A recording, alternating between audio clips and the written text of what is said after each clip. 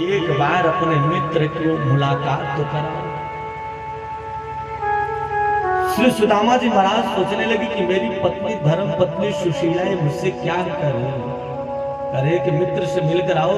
तो सुदामा जी महाराज के हृदय में भाव जागृत हुआ कि मैं यदि मिलने जाऊंगा तो भगवान के उस उत्तम लोक का दर्शन करूंगा। अयम परमो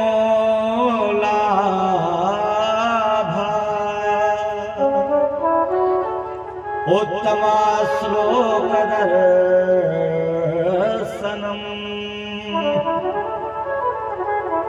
अयम ही परमो लाभ। मैं यदि वहां जाऊंगी तो मुझे परम लाभ प्राप्त होगा और मैं उस उत्तम लोक का दर्शन करूंगा।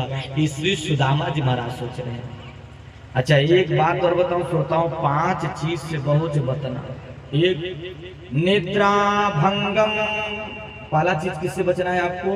यदि कोई व्यक्ति बहुत गहरी नींद में हो तो आप उसको मत जगाना। यदि कोई बात जरूरी हो तब भले जगा लेना, मजाक में यदि आप उसको जगाते हो तो आपके ऊपर बहुत बड़ा पाप लगेगा। और दूसरा बोले कथा छेदो।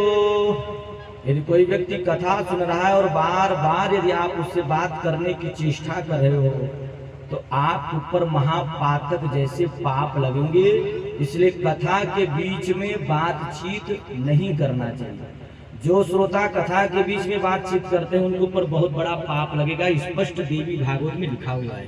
पेज नंबर कहोगे बताओ। और बोले निद्रा भंगं कथा छेदो दंपत्यो प्रतिभेदनम।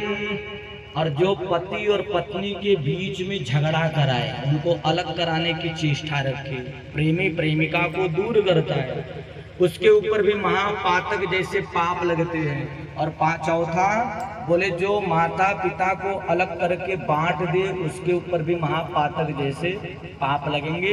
एक एक करके नियम को बताए। यहाँ क्या करें कि अयम परमो लाभ। इसलिए आप लोग जब तक कथा सुनो तो हमको देख कर सुनो। हम आपको देख रहे हैं तो आप हमें देख कर श्रवण करेंगे तो हमें भी बोलने में आनंद आएगा। आप लोग बातचीत करते हो तो मुझे विघ्न होता है, क्योंकि मैं कोई देख करके तो बोल नहीं रहा हूँ, आपको देख कर बोल रहा हूँ। और आप एक दूसरे से बातचीत करते हो तो मुझे बहुत डिस्टर्ब होता है, इसलिए बीच में कोई बातचीत ना करें।